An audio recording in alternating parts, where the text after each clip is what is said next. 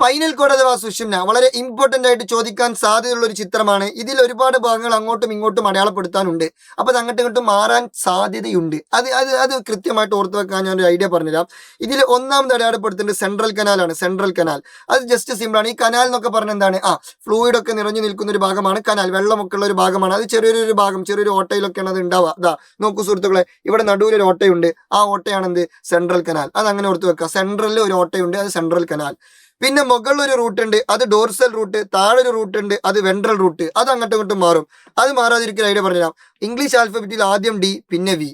അപ്പൊ ഫസ്റ്റ് മുകളിലുള്ളത് ആരാണ്, ഡോർസൽ റൂട്ട്. താഴെയുള്ളതാര്, വെൻട്രൽ റൂട്ട്. ആദ്യം ഡി പിന്നെ വി. അപ്പൊ മുകളിൽ ഡോർസൽ, താഴെ വെൻട്രൽ. അങ്ങനെ ആലോചിക്കാം. പിന്നെ നോക്കൂ സുഹൃത്തുക്കളെ, ഇവിടെ ഈ ബട്ടർഫ്ലൈ, ഇത് കണ്ടോ, ഒരു ബട്ടർഫ്ലൈ. ഈ ബട്ടർഫ്ലൈയുടെ ഉള്ളിൽ ഗ്രേ മാറ്റർ, പുറത്ത് വൈറ്റ് മാറ്റർ, ഉള്ളിൽ ഗ്രേ മാറ്റർ. അതും അങ്ങോട്ടും ഇങ്ങോട്ടും മാറാൻ ചാൻസ് ഉണ്ട്. അത് ഓർത്ത് വെക്ക്, ഒരു ഐഡിയ പറയാം. നിങ്ങളെ വീടിന്റെ ചുമരില്ലേ, ആ ചുമരിന്റെ ഉള്ളിൽ എന്താ ഉള്ളത്, സിമെന്റ് ഉള്ളത്. സിമെന്റ് ഏത് കളറാ, ഗ്രേ കളർ. അപ്പൊ ഉള്ളിൽ ഗ്രേ മാറ്റർ, പുറത്ത് വൈറ്റ് മാറ്റർ. സിമ്പിൾ, കഴിഞ്ഞു. ഇത്രയുള്ള പരിപാടി. എന്തൊരു സുഖം. ഹാപ്പി അല്ലേ? പൊക്കോ.